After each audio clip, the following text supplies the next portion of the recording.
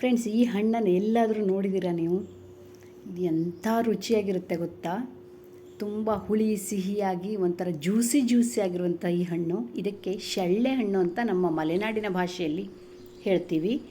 ಕೆಲವರು ಇದಕ್ಕೆ ಚಳ್ಳೆ ಹಣ್ಣು ಅಂತ ಹೇಳ್ತಾರೆ. ಆದರೆ ಚಳ್ಳೆ ಹಣ್ಣು ಅಲ್ಲ ಫ್ರೆಂಡ್ಸ್, ಚಳ್ಳೆ ಹಣ್ಣು ಬೇರೆ ಥರ ಇರುತ್ತೆ. ಆದರೆ ಇದು ಚಳ್ಳೆ ಹಣ್ಣು ಅಂತ. ನಮ್ಮ ಮಲೆನಾಡಿನಲ್ಲಿ, ಅದರಲ್ಲೂ ನಮ್ಮ ಊರಿನಲ್ಲಂತೂ ತುಂಬಾ ಗಿಡ ಮರಗಳಿವೆ. ದೊಡ್ಡ ಮರ ಆಗಲ್ಲ, ಸಣ್ಣ ಮೀಡಿಯಮ್ ಸೈಜಿನ ಒಂದು ಮರ. ಅದರಲ್ಲಿ ಎಷ್ಟು ಕಾಯಿ ಬರುತ್ತೆ. ಈ ಮಾನ್ಸೂನ್ ಟೈಮಲ್ಲಿ, ಅಂದರೆ ಮಳೆಗಾಲ ಹಿಡಿಯೋ ಟೈಮ್ನಲ್ಲಿ, ಈ ಮೇ ತಿಂಗಳಲ್ಲಿ ಅದು ತುಂಬಾ ಮರದ ಮೇಲೆಲ್ಲ ತುಂಬ ತುಂಬಿಕೊಂಡಿರುತ್ತೆ. ಹುಳಿ ಸಿಹಿಯಾಗಿರುವಂಥ ಒಂದು ಹಣ್ಣು ನೋಡಿ, ಈ ಥರ ಇರುತ್ತೆ. ಒಂದು ಹಣ್ಣಿನಲ್ಲಿ ಅದು ಈ ಸಿಪ್ಪೆ ಒಣಗಿದ ಮೇಲೆ ಹಣ್ಣಾಗಿ ಅದು ಒಡೆದು ಸಿಪ್ಪೆ ಬಿಟ್ಟು ಹೇಗೆ ಮುತ್ತು ಚಿಪ್ಪಿನಿಂದ ಹೊರಗೆ ಬರುತ್ತೆ ನೋಡಿ, ಅದೇ ಥರ ಕಾಣಿಸುತ್ತೆ ಗೊತ್ತಾ? ಸಿಪ್ಪೆಯಿಂದ ಹೊರಗೆ ಬಂದು ಒಂಥರ ಗೋಲ್ಡನ್ ಕಲರಿನ ಹಣ್ಣು, ಜ್ಯೂಸಿ ದ್ರಾಕ್ಷಿ ಹಣ್ಣಿಗಿಂತನೂ ರುಚಿ ಇರುತ್ತೆ, ಹುಳಿ ಸಿಹಿ. ಇದು ಒಂಥರ ಚೆರ್ರಿ ಅಂತಲೇ ಹೇಳ್ಬೋದು. ಎಷ್ಟು ಟೇಸ್ಟಿಯಾಗಿರುತ್ತೆ. ನಮ್ಮ ಊರಿನಲ್ಲಂತೂ ಇದು ತುಂಬಾ ಇರುತ್ತೆ. ಈ ಸೀಸನಲ್ಲಂತೂ ಪ್ರತಿಯೊಂದು ಗುಡ್ಡ ಬೆಟ್ಟದಲ್ಲೂ ಪ್ರತಿಯೊಂದು ಮರದಲ್ಲೂ ಈಗ ಹಣ್ಣಾಗಿ ತುಂಬಿರುತ್ತೆ. ಒಂದೆರಡು ಮಳೆ ಆದರೆ ಸಾಕು, ಮೇ ತಿಂಗಳಲ್ಲಿ ಎಷ್ಟು ಹಣ್ಣಾಗುತ್ತೆ ಗೊತ್ತಾ? ಮುತ್ತಿನ ಹಾಗೆ.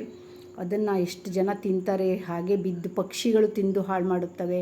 ಅಂದರೆ ತಿಂದು ಬೀಜವನ್ನು ಉಗುಳಿ ಅದು ಮತ್ತೆ ಮುಂದಿನ ವರ್ಷ ಮತ್ತೆ ಅದು ಈ ಥರ ಗಿಡ ಹುಟ್ಟುತ್ತವೆ. ಎಷ್ಟು ಚೆನ್ನಾಗಿ ನೋಡಿ, ಒಂಥರ ಚೆಂದ ಹೊಳೆಯುವಂಥ ಹಣ್ಣು ಇದು. ತಿನ್ನೋದಕ್ಕೂ ಅಷ್ಟೇ ರುಚಿ. ಇದು ಭಾಳಷ್ಟು ಜನರಿಗೆ ಗೊತ್ತೇ ಇಲ್ಲ. ಇನ್ನು ಇಂಥ ಹಣ್ಣನ್ನು ನೀವು ಎಲ್ಲಾದರೂ ನೋಡಿದ್ದೀರಾ? ನಿಮ್ಮೂರ ಕಡೆಯೂ ಈ ಥರ ಹಣ್ಣುಗಳು ಕಂಡಿದ್ದೀರಾ ಹೇಳಿ? ನಮ್ಮೂರಲ್ಲಿ ಸಿರ್ಸಿ ಕಡೆ, ಅಂದರೆ ಮಲೆನಾಡಿನಲ್ಲಿ, ಉತ್ತರ ಕನ್ನಡ ಜಿಲ್ಲೆಯಲ್ಲಿ ಇದು ಜಾಸ್ತಿನೇ ಕಂಡುಬರುತ್ತೆ ನೋಡಿ. ಈ ಥರ ಒಂದು ಹಣ್ಣಿನಲ್ಲಿ 3 ಬೀಜದ ಥರ ಇರುತ್ತೆ. ಬೀಜದ ಒಳಗೆ ಬೀಜ, ಅಂದರೆ ಇದು ಹೀಗೆ ಅರಳ್ಕೊಂಡು ಹಣ್ಣಾಗಿ ಅದರೊಳಗೆ ಬೀಜ ಇರುತ್ತೆ. ಆ ಬೀಜನ ತಿನ್ನಬಾರ್ದು. ಇದು ಅಷ್ಟೇ ಮೇಲಿಂದ ಗೋಲ್ಡನ್ ಕಲರ್ನ ತಿಂದು ಆ ಬೀಜನ ಉಗುಳಬೇಕು. ಅದು ನೋಡ್ಲಿಕ್ಕೆ ಇಷ್ಟೇ ಸಣ್ಣದು, ರುಚಿ ಮಾತ್ರ ಚೆನ್ನಾಗಿರುತ್ತೆ. ಒಂಥರ ಜ್ಯೂಸಿಯಾಗಿ ನೀವು ಬಾಯಲ್ಲಿ ಇಟ್ಕೊಂಡ್ರೆ ಬಾಯಿಗೆ ಹಾಕಿದರೆ ಸಾಕು, ನೀರಾಗಿ ಎಷ್ಟು ಚೆನ್ನಾಗಿ ಬರುತ್ತೆ ಗೊತ್ತಾ?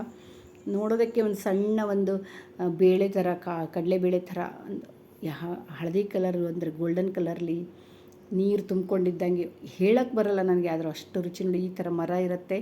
ನಮ್ಮೂರಿನ ಬೆಟ್ಟ ಗುಡ್ಡಗಳಲ್ಲಂತೂ ತುಂಬಿ ತುಳುಕಾಡುತ್ತವೆ ಇಂಥ ಮರ ಗಿಡಗಳು.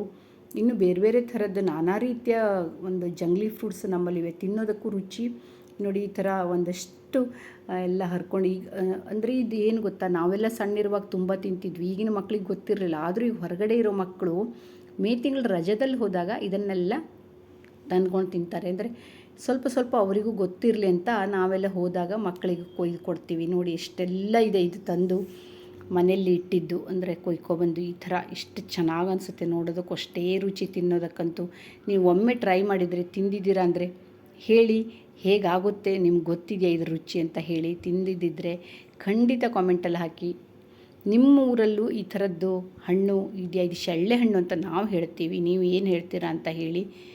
ಯಾವತ್ತಾದರೂ ತಿಂದಿದ್ದಿದ್ರೆ ಇದನ್ನು ಖಂಡಿತ ಇದರದ್ದು ಬಗ್ಗೆ ಹೇಳಿ.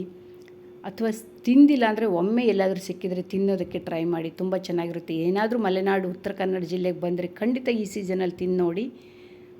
ಸಾಮಾನ್ಯವಾಗಿ ಮೇ ತಿಂಗಳಲ್ಲಿ ಬರುತ್ತೆ ಇದು ಕಾಯಿ. ಆಮೇಲೆ ಮೇ ತಿಂಗಳಲ್ಲಿ, ಅಂದರೆ ಏಪ್ರಿಲ್ದಲ್ಲಿ ಕಾಯಿ ಆಗ್ತಾ ಇರುತ್ತೆ. ಮೇ ತಿಂಗಳಲ್ಲಿ ಹಣ್ಣಾಗ್ಲಿಕ್ಕೆ ಬರುತ್ತೆ. ಅಂದರೆ ಒಂದೆರಡು ಮಳೆ ಬಿದ್ದ ಮೇಲೆ ಇದು ಹಣ್ಣಾಗುತ್ತೆ. ಹಣ್ಣು ಅಂದರೆ ಹೇಗೆ, ಒಂದು ಕಾಯಿ ಒಡೆದು ಅದರೊಳಗಿಂದ ಈ ಹಣ್ಣು ಹೊರಗೆ ಬರುತ್ತೆ. ಆವಾಗ ಹಣ್ಣಾಯಿತು ಅಂತ. ಹಣ್ಣಾಗಿಲ್ಲ ಅಂದರೆ ಸ್ವಲ್ಪ ಹುಳಿ ಜಾಸ್ತಿ. ತಿನ್ನೋದಕ್ಕೆ ಒಂಥರ ಚೆನ್ನಾಗಿರುತ್ತೆ ಗೊತ್ತಾ ಫ್ರೆಂಡ್ಸ್?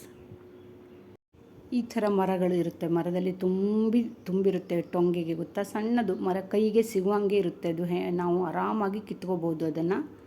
ಕಾಯಿ ಇದ್ದಾಗ ಅದು ಹಸಿ ಕಡಲೆ ಹೇಗಿರುತ್ತೆ ನೋಡಿ, ಅದೇ ಥರ ಸೇಮ್ ಕಡಲೆ ಥರ ಶೇಪಲ್ಲೇ ಇರೋದು. ಆದರೆ ಹಣ್ಣಾಯಿತು ಅಂದರೆ ಆ ಸಿಪ್ಪೆ ಎಲ್ಲ ಒಡ್ಕೊಂಡು ಆ ಒಳಗಿನ ಹಣ್ಣು ಬರುತ್ತೆ. ಅದನ್ನು ತಿನ್ನೋದಕ್ಕೆ ಚೆನ್ನಾಗಿರುತ್ತೆ. ಕಾಯಿನೂ ತಿನ್ಬೋದು. ಒಂಥರ ಕಹಿ, ಸ್ವಲ್ಪ ಹುಳಿ ಥರ ಇರುತ್ತೆ. ಕಾಯಿ ತಿನ್ನೋದಕ್ಕಿಂತ ಹಣ್ಣಂತೂ ತುಂಬಾ ಚೆನ್ನಾಗಿರುತ್ತೆ. ನಿಮ್ಗೆ ಇಷ್ಟ ಆಯಿತು ಅಂತ ಅಂದ್ಕೊಂಡಿದ್ದೀನಿ. ಈ ವಿಡಿಯೋ ಇಷ್ಟ ಆದರೆ ಲೈಕ್ ಮಾಡಿ, ಕಾಮೆಂಟ್ ಮಾಡಿ. ಹಾಗೂ ನೀವು ಈ ಹಣ್ಣನ್ನು ತಿಂದಿದ್ದೀರಾ, ಚಳ್ಳೆ ಹಣ್ಣನ್ನು ಅಂತ ಹೇಳಿ ಕಾಮೆಂಟಲ್ಲಿ. Thank you friends. ಮತ್ತೆ ಸಿಗೋಣ ಇನ್ನೊಂದು ವಿಡಿಯೋದೊಂದಿಗೆ.